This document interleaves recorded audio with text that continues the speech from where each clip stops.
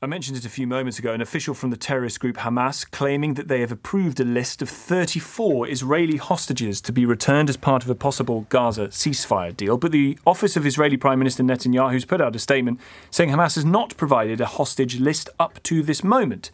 Israel and Hamas argued over the weekend on details of an agreement to halt fighting in the war-ravaged territory and bring those hostages home. David Mencer is a spokesperson for the Israeli government. Thanks for coming on the programme. Is this list of 34 hostages news to you, or has the government seen this list before? So the list of hostages that has been published in the media was not provided to Israel by Hamas.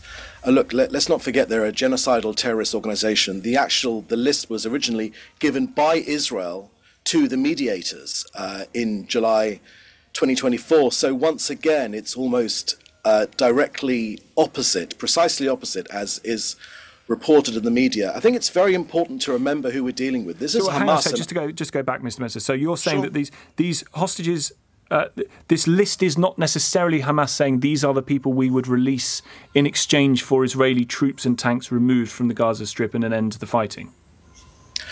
Look, Israel has not received this list. But more importantly, what we're looking for is not who's missing, who's been taken. We know who's been taken, for heaven's sake. We're looking for confirmation by Hamas regarding who is alive and who is dead and in what state of health they are.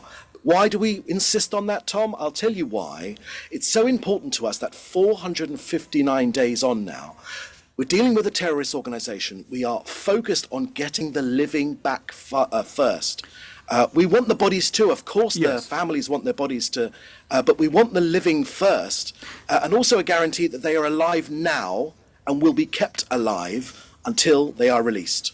How important is it to Israel to get those people, those hostages, certainly the ones who are alive, back? How important is that?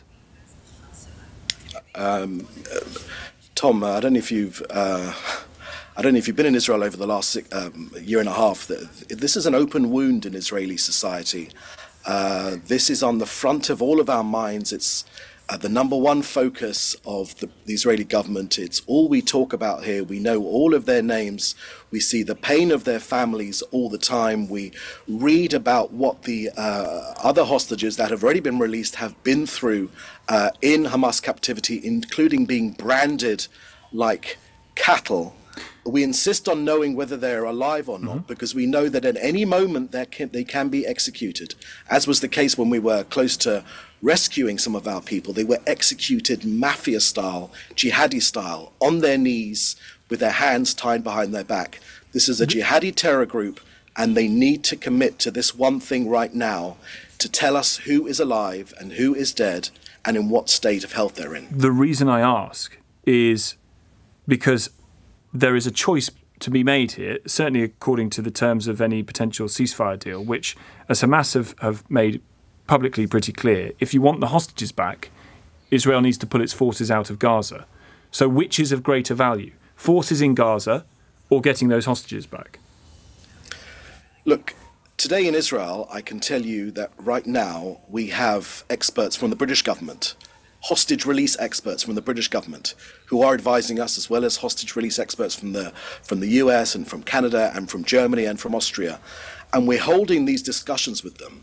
And they've come to Israel to support this mammoth task of getting our people home. I won't go through the details now. As prestigious as LBC is, I won't be negotiating on the air, but I can tell you that Israel is prepared to make painful compromises to get our people home. It's an open sore in society. It's an outrage to humanity that in this day and age, civilians are being held as hostages. They need to be set free right now. Israel will make painful compromises. I've already said that, and you can be sure that it's true. Does Israel want to stay in Gaza indefinitely?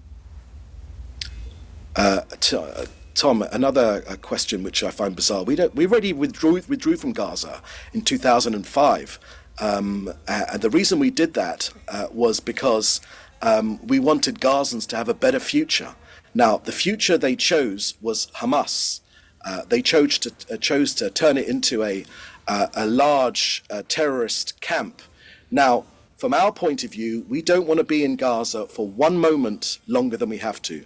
But at the same time, we have a duty to ensure that the October 7th outrage does not happen again. And Hamas say, to this day, right now, they will do it again if they get the chance. Yes. So that is the dilemma which we in Israel here face. You talk about the painful sacrifices that Israel is going to make as part of a deal to get hostages back.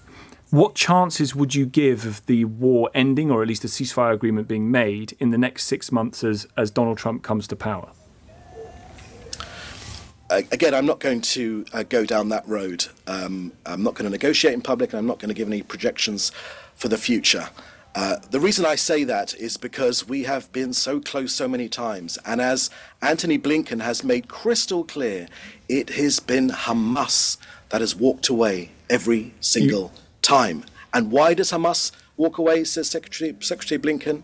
He says that whenever Hamas feel that Israel is under pressure internationally, that's when they walk away. So right now, the obligation is for the entire international community is to club together and put pressure on Hamas in the same way that they did when a BBC... Absolutely. When a BBC... Mr. Mencer, it is also a choice that Israel could make to agree to the terms that are being offered, at least by Hamas, which I realise is very, very difficult for Israel, of course, but on the face of it is, you can have the hostages back if you stop the bombardment of Gaza. So there's no bombardment of Gaza. There are targeted operations. There are lots of bombs to get civilians. Gaza. There are targeted operations to get civilians out of harm's way. Look, let's set the parameters. Well, hang on, no. First things first. The Israeli government could make that decision, couldn't it? Tom, Hamas hate Gazans. Can we just get that point clear? Hamas designed this war to kill as many Gazans as they possibly could. That was how they designed this war. You played into Hamas designs. No, I don't agree with that, Tom. We've tried our hardest to get people out of harm's way. In fact, the experts on urban warfare all say the same thing, that no other country faced with this sort of difficulty has done so much to get people, ordinary Gazans, out of harm's way. Just bring you back finally, Mr. Mencer, to the choice that could have been made, however untenable and unlikely, that Israel could have made to say they will put in a ceasefire, as happened previously actually, that there would be a ceasefire in order to get, whether it's this 34 or a different number, back into Israel. So, Tom, I'll say to you again, Israel will make painful compromises, has made painful compromises. I won't talk about the terms of the deal, but I'll leave it at that. We will play our part, as we have from the very beginning, since October the 7th, 2023. We want to get our people home. They're our front and they're first and foremost in our minds. They're being held in inhumane conditions, and the report which we just submitted to the United Nations makes that clear, that they're being held in unimaginable cruelty. And right now, it's the job of the international community to put pressure on Hamas and their influencers in Qatar, in Turkey, and in other countries as well, to get our people out so we can bring an end to this conflict. Of course, if the hostages were released now and Hamas laid down its arms, the war would be over in an instant. All right. Mr. Mencer, thank you for coming on. David Mencer, spokesperson for the Israeli government. You're listening to Tom Swarbrick on LBC after 5. I will have no difficulty in raising the money to do this whatsoever. We'll appoint independent ex-judges and experts, and we will have this out in public. Nigel Farage says if the government don't agree to a national inquiry on child rape gangs, Reform will do an inquiry themselves. Is another inquiry really the answer? Talk about it in the next hour. 4:48. LBC Travel, I'm Dave Goff. There are severe delays on the M25. Clockwise, 2 lanes are closed because of an accident after junction 25 for Enfield, so the queues start at junction 23 for the A1M. There are also queues on the A40 going out of town. It's partly blocked because of an accident between the Medway underpass in Greenford and the Target roundabout in Northolt. It's heavy on the A12 northbound. There's a lane closed because of an accident at junction 12 for Shenfield. Woolwich Church Street is closed in both directions between Church Hill and the Woolwich Ferry roundabout. That's because of a police investigation, so there are queues. And on the trains on London Overground, there's no service on the Mildmay line between Stratford and Gospel Oak, and severe delays from Gospel Oak to Richmond and Clapham Junction. That's because of some problems with the overhead wires. This is LBC.